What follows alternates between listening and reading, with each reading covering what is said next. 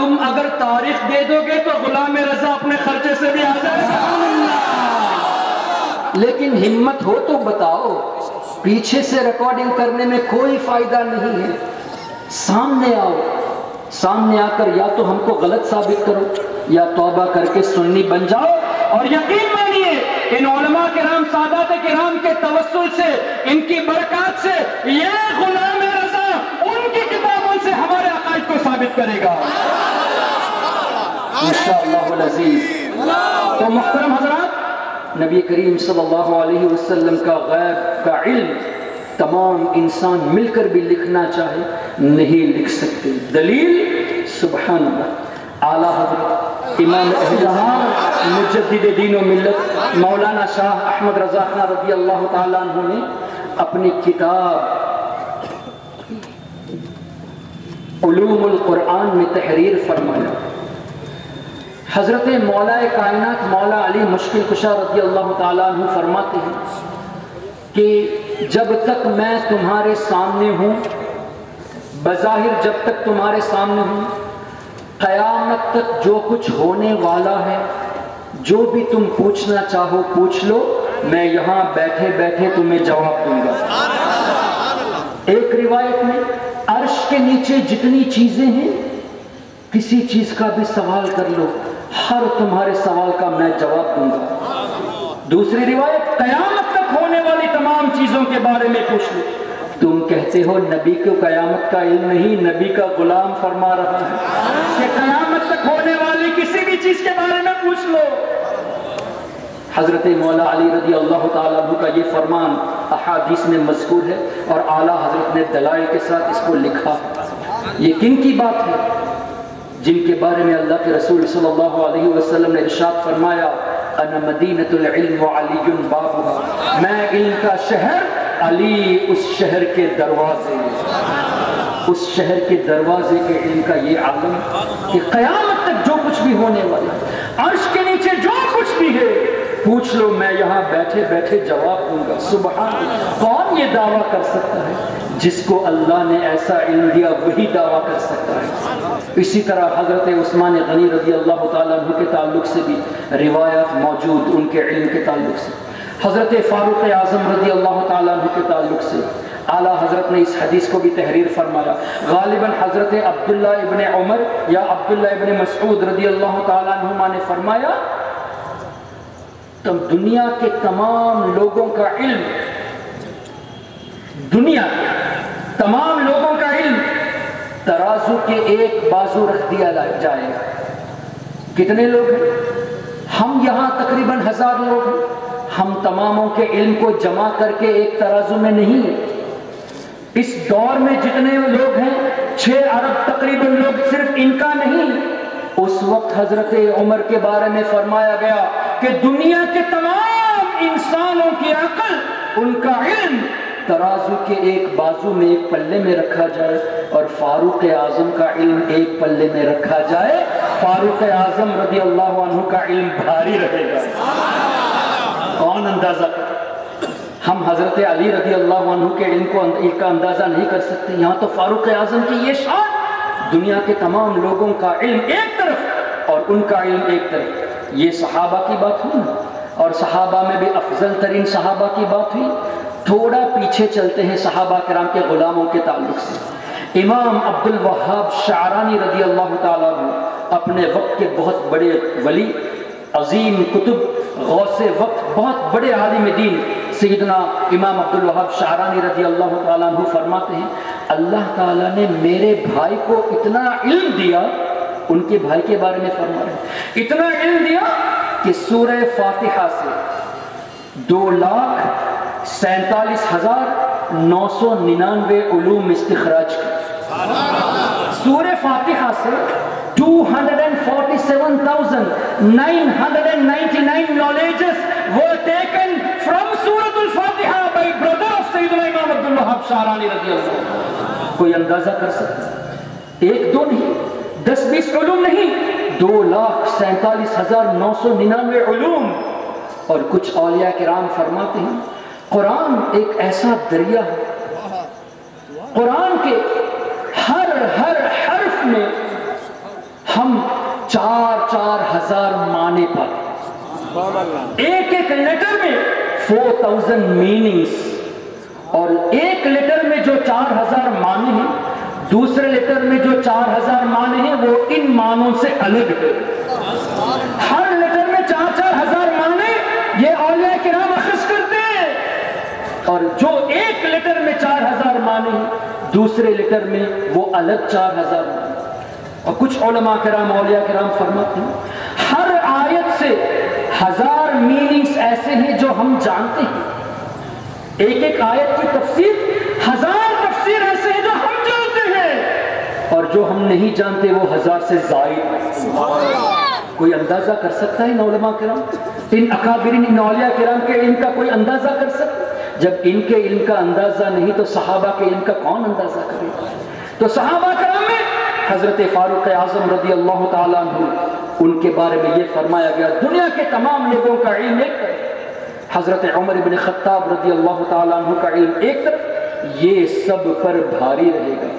اور وہ فاروق اعظم جن کی یہ شان، وہ فرماتے ہیں کاش میں ابو بکر کے سینے کے بالوں میں سے ایک بال ہوتا۔ کیا ادب ہے صحابہ کے، کاش میں ابو بکر کے سینوں میں جو بال ہیں ان میں سے ایک بال ہوتا۔ کیا مطلب؟ حضرت ابو بکر کے سامنے میرا کیا علم؟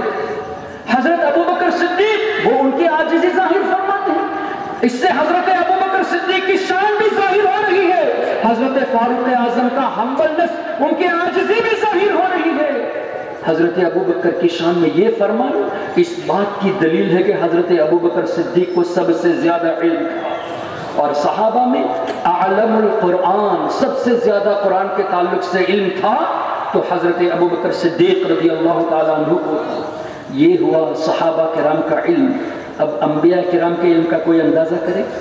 اور تمام انبیاء کے سردار امام الانبیاء محمد رسول اللہ صلی اللہ علیہ وسلم کا علم کون اندازہ کرے؟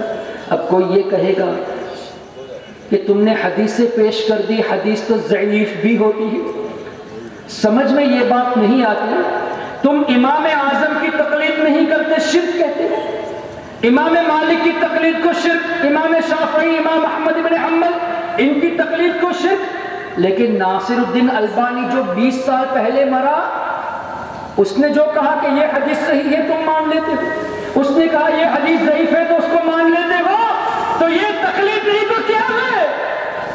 ائمہ کرام کی تقلید شرک، اور 20 سال پہلے سڑ کر مرنے والا البانی کی تقلید جائز، 700 سال پہلے کا شخص ابن تیمیہ کی تقلید جائز، 200 سال پہلے مرنے والا ابن عبد الوہاب نجدی کی تقلید جائز۔ یہ میں اس لیے کہہ رہا ہوں، کسی وہابی کی کتاب کو اٹھا کے دیکھ لیجئے، ان کے کسی لیکچر کو دیکھ لیجئے اور انصاف کیجئے گا آپ، وہ کبھی بھی کوئی بات کہیں گے تو یہی کہیں گے کہ البانی نے یہ کہا اس لیے ہم یہ فتویٰ دیتے ہیں، ابن تیمیہ نے یہ کہا اس لیے ہم یہ فتویٰ دیتے ہیں، ابن عبد الوہاب نجدی نے یہ کہا اس لیے ہم یہ فتویٰ دیتے ہیں۔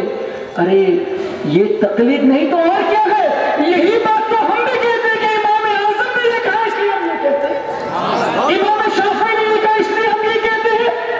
اب سمجھ میں آیا، تقلید تم بھی کرتے ہو، ہم بھی کرتے ہیں، ایسا نہیں کہ تم تقلید نہیں کرتے، تم بھی کرتے ہو، لیکن ہماری تمہاری تقلید میں زمین و آسمان کا فرق ہے۔ ہم ان کی تقلید کرتے ہیں جو حضور علیہ السلام کے زمانے سے قریب ہے۔ حضرت امام اعظم رضی اللہ تعالیٰ عنہ کی پیدائش 80 ہجری، وفات شریف 150 ہجری، امام شافعی کی پیدائش 150 ہجری، امام مالک بھی اسی درمیان میں تھے، اور امام احمد بن حنبل بھی 200 سال پہلے ہی پیدا ہوئے، تو خیر القرون والوں کی ہم تقلید کرتے گئے جن کے بارے میں یہ بشارت ہے، خیر القرون قرنی ثم الذین یلونہم ثم الذین یلونہم، سب سے بہتر زمانہ حضور علیہ السلام نے فرمایا میرا زمانہ، پھر بعد والوں کا، پھر بعد والوں کا، یعنی صحابہ کا زمانہ بہتر، تابعی کا بہتر، تبع تابعی کا بہتر، چاروں ائمہ تابعی اور تبع تابعی میں شمار ہے۔ تو ہم ان کی تقلید کرتے ہیں جو بہتر زمانے والے، اور تم ان کی کرتے ہو جو 700 سال بعد پیدا ہوا، جو 1200 سال بعد پیدا ہوا، جو 1300 سال بعد پیدا ہوا۔ فرق سمجھ میں آ گیا؟ You are followers. We are also followers, but there is a huge difference between our followings. We follow those who are closer to Muhammadur Rasulullah sallallahu alaihi wasallam, and you follow those idiots, those nuts, those ignorants who are of the recent era. بہت بڑا فرق ہے. آج کے بعد کوئی یہ کہے کہ تقلید شرک ہے تو تم مجھ سے ایک مسئلہ پوچھ لینا، یقیناً وہ ابن تیمیہ کا حوالہ دے گا، ابن عبد الوہاب نجدی کا حوالہ دے گا. کسی حدیث کا تذکرہ کر لینا، فوراً کہے گا شیخ الحدیث ناصر الدین البانی نے یہ کہا. اب پوچھنا ان کی تقلید کیوں کرتے ہو، تو جواب دیں گے ہم ان کی تقلید نہیں کرتے، حدیث سے جو انہوں نے سمجھا وہ بتایا اسی کو ہم مانتے ہیں. قرآن سے انہوں نے جو سمجھا اور وہ بتایا اسی کو ہم مانتے ہیں، تقلید نہیں کرتے. ارے بے وقوفو، ایک مسئلہ ایسا بتا دو جو امام اعظم نے قرآن کے خلاف کہا ہو، امام شافعی نے حدیث کے خلاف کہا ہو. ارے ہم بھی انہی کی تقلید کرتے گئے جو قرآن اور حدیث ہی سے مسئلہ اخذ کر کے بتائے. اپنی جیب سے کچھ بھی نہیں بتایا، سب جو کچھ بھی بتایا قرآن اور حدیث کی روشنی ہی میں بتایا. ہمت ہے تو ایک مسئلہ، ایک ایسی بات امام اعظم کی، امام مالک کی، امام شافعی کی، امام احمد بن حنبل کی بتا دو جو قرآن کے خلاف ہو اور حدیث کے خلاف ہو. تمہاری زندگیاں ختم ہو جائے گی، قیامت آ جائے گی. تم تو کیا، تمہارا باپ شیطان بھی کبھی نہیں ثابت کر سکتا.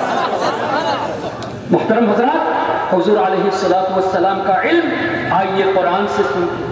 اللہ تعالیٰ نے ارشاد فرمایا سورہ کہف کی آخری آیت، قُلْ لَوْ كَانَ الْبَحْرُ مِدَادًا لِكَلِمَاتِ رَبِّي لَنَفِدَ الْبَحْرُ قَبْلَ أَن تَنفَدَ كَلِمَاتُ رَبِّي وَلَوْ جِئْنَا بِمِثْلِهِ مَدَدًا. جس کا مفہوم قرآن کی تفسیر لکھنے کے لیے پورے سمندر کا پانی لے لو اور انک بنا لو.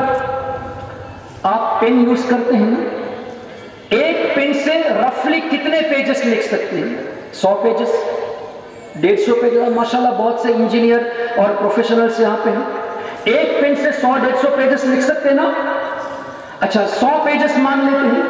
مجھے بتائیے ایک چھوٹی سی پین میں جس سے آپ 100 پیج لکھ سکتے ہیں، اس میں پانی کا پورا جگ ہوتا ہے یا 1-2 ڈراپ ہوتا ہے؟ 1 یا 2 ڈراپس ہوتے ہیں پانی کے. اس 1-2 ڈراپ پانی سے انک بن جاتی ہے اور اس انک سے آپ 100-200 صفحات لکھ سکتے ہیں. تو اندازہ کرو ایک گلاس بھرا ہوا پانی سے 100 پین بن سکتی ہے، 200 قلم بن سکتے ہیں. تب 200 قلم کو مزید 100 پیجز سے ملٹیپلائی کریں گے تو 20,000 پیجز بن گئے. یہی ایک ندی کا پانی لے کے انک بنا لو گے کتنے لاکھ پیجز بن جائیں گے. یہی پورے دریا، پورے سمندر کا پانی لے لو، کروڑوں اربوں پیجز بن جائیں گے جس کا کوئی اندازہ نہیں کر سکتا. اللہ نے ارشاد فرمایا سمندر کا پورا پانی یوز کر کے انک بنا لو اور قرآن کی تفسیر لکھنا شروع کر دو، تمام کا تمام پانی ختم ہو جائے گا. اندازہ ہے کتنا پانی ہے؟ کبھی کسی نے کاؤنٹ کیا ہے پانی کی کوانٹٹی کتنی ہے، کتنی گہرائی پہ ہے؟ ارے پوری یہ ایک جو ہے اس میں زمین کا حصہ کم ہے، پانی کا حصہ زیادہ ہے. اور زمین کا حصہ کھودتے جاؤ پانی ہی نکلے گا. آپ ڈیپتھ میں کھودتے جاؤ گے پانی نکلے گا. کوئی کاؤنٹ نہیں کر سکتا. ان تمام پانی کو لے کر آپ انک بنا لو، قرآن کی تفسیر لکھنا شروع کر دو، سب ختم ہو جائے گا. لیکن قرآن کی باتیں ختم نہیں ہوگی، اللہ نے فرمایا. اور اللہ نے یہ بھی فرمایا اسی طرح ایک اور سمندر بھی لے لو گے تب بھی یہ ختم ہو جائے گا، لیکن قرآن کی تفسیر ختم نہیں ہوگی. دوسری جگہ اللہ نے ارشاد فرمایا وَلَوْ أَنَّ مَا فِي الْأَرْضِ مِنْ شَجَرَةٍ أَقْلَامٍ وَالْبَحْرُ يَمُدُّهُ. زمین میں جتنے درخت ہیں، can you count how many trees are there in Hyderabad city? Trees گن سکتے ہیں؟ جب حیدرآباد کے نہیں گن سکتے تو پورے انڈیا کا کہاں گنیں گے بھائی؟ اور پوری دنیا میں زمین میں کتنے درخت ہیں کون جان سکتا ہے؟ ہاں اللہ کے رسول جانتے ہیں کتنے درخت ہیں، جانتے ہیں. وہ بھی میں خالی نہیں کہتا. حدیث پاک حضور علیہ السلام نے ارشاد فرمایا انی اشفع یوم القیامہ لأکثر مما على وجه الارض من شجر وحجر ومدر او کما قال علیہ السلام. بے شک قیامت کے دن میں اتنے لوگوں کی شفاعت کروں گا. کتنے لوگوں کی؟ سبحان. انی اشفع یوم القیامہ لاکثر مما علی وجہ الارض من شجر، زمین میں جتنے ٹریز ہیں، جتنے سٹونز ہیں، جتنے پیبلز ہیں، درخت، پتھر، کنکر، درخت تو نہیں گن پائے، کیا پتھر گن سکتے ہیں؟ کنکر گن سکتے ہیں؟ ریل کی پٹری میں چلے جاؤ، کتنے کروڑوں پتھر ہے، کنکر ہے، کوئی نہیں گن سکتا۔ اللہ کے حبیب نے فرمایا جتنے درخت ہیں، جتنے پتھر ہیں، جتنے کنکر ہیں، ان سب سے زیادہ لوگوں کی میں شفاعت کروں گا، ان سب سے زیادہ لوگوں کی میں شفاعت کروں گا۔ انی بے شک اشفع یوم القیامہ، میں شفاعت کروں گا روز قیامت، لاکثر، ان سب سے زیادہ لوگوں کی شفاعت کروں گا۔ مطلب اللہ کی عطا سے ہمارے آقا جانتے ہیں زمین میں کتنے درخت ہیں،